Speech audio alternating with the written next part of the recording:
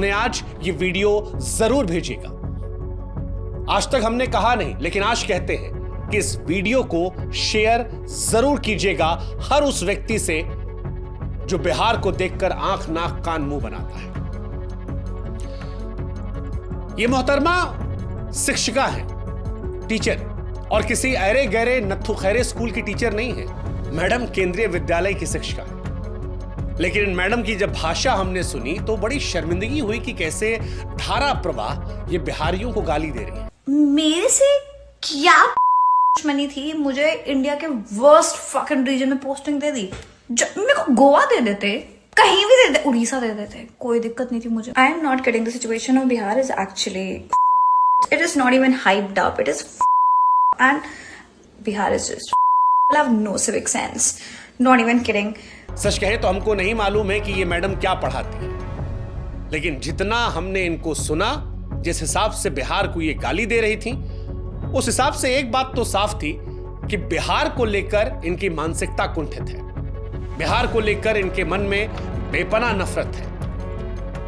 Madam अपने video में बिहार को जबरदस्त तरीके से कोस रही थी, और ऐसा इसलिए कर रही थी क्योंकि इन्हें बिहार में पोस्टिंग दे दी गई।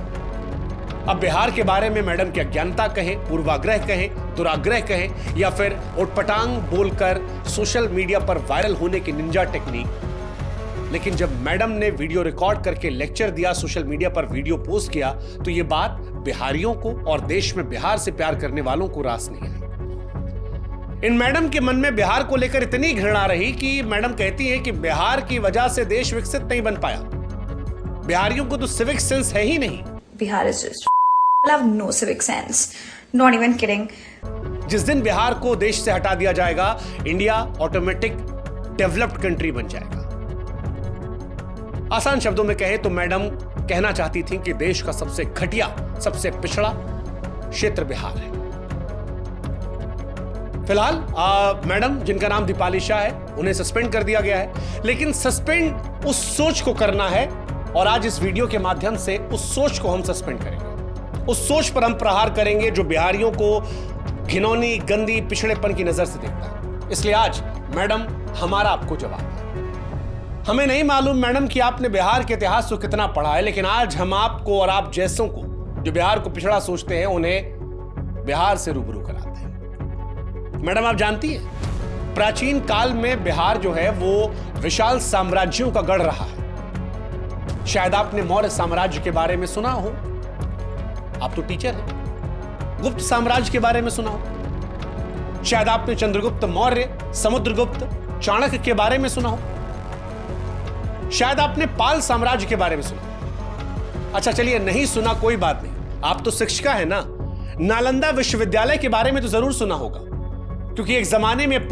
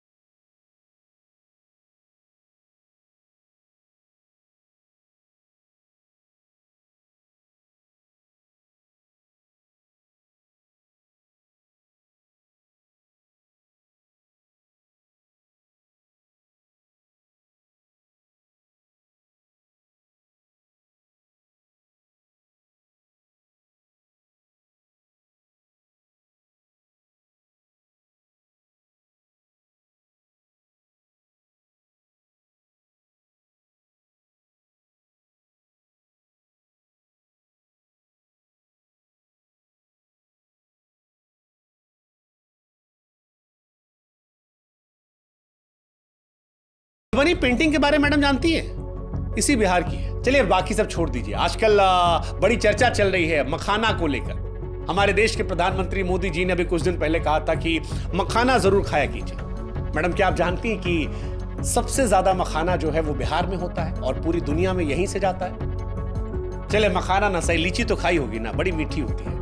थोड़ी सी जबान भी आपकी होती तो शायद बढ़िया होता, लेकिन लीची भी इसी बिहार से सबसे ज्यादा होती है।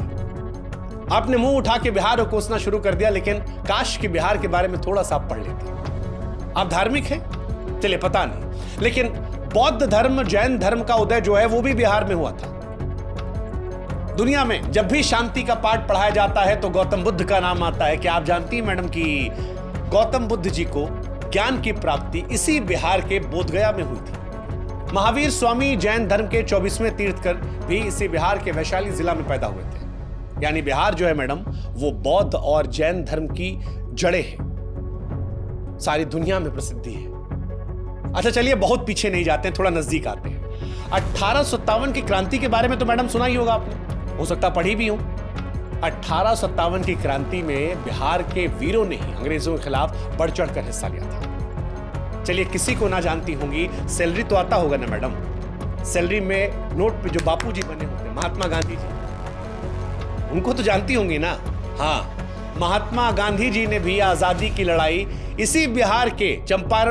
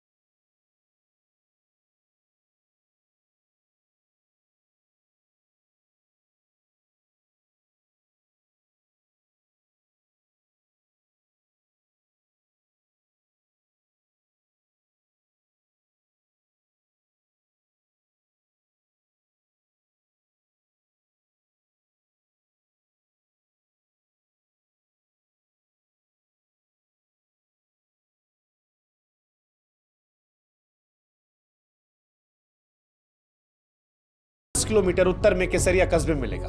यह माना जाता है इसका निर्माण मौर्य काल में हुआ था और आज एक महत्वपूर्ण ऐतिहासिक पुरातत्विक स्थल है। दुनिया भर से पर्यटक इसे देखने आते हैं। क्या आप जानती हैं मैडम कि देश का सबसे पुराना हाईवे जो है वो बिहार में 2400 किलोमीटर लंबा। हाँ, मतलब आपको हैरानी होगी, दक्षिण एशिया के सबसे लंबे और पुराने रास्तों में से हावड़ा के पश्चिम में स्थित बांग्लादेश के चटगांव से शुरू होता है और उसके बाद वर्धमान, आसनसोल, सासाराम, प्रयागराज, कानपुर, कन्नौज, एटा, अलीगढ़, बुलंदशहर, गाजियाबाद, दिल्ली, पानीपत, करनाल, अंबाला, लुधियाना, जलंधर, अमृतसर, पाकिस्तान के लाहौर, रावलपिंडी होते मैडम अफगानिस्तान के कंधार तक ये जाता है ना, वो भी बिहार में ही मैडम। अच्छा चलिए, लिखने पढ़ने का तो शौक होगा ना मैडम आपको, कविता वविता लिखती है? एक कविता हमको आपके लिए याद आ रही है, आपकी हरकत पर आपकी नौकरी चली गई तो हमको याद आया कि जब नाश मनुष्य पर छाता है तो सबसे पहले विवेक मर जाता है। अरे गजब, देखिए इत्तेफाक, देखिए ये जो कविता है ना मैडम, ये भी एक बिहारी ने लिखी है।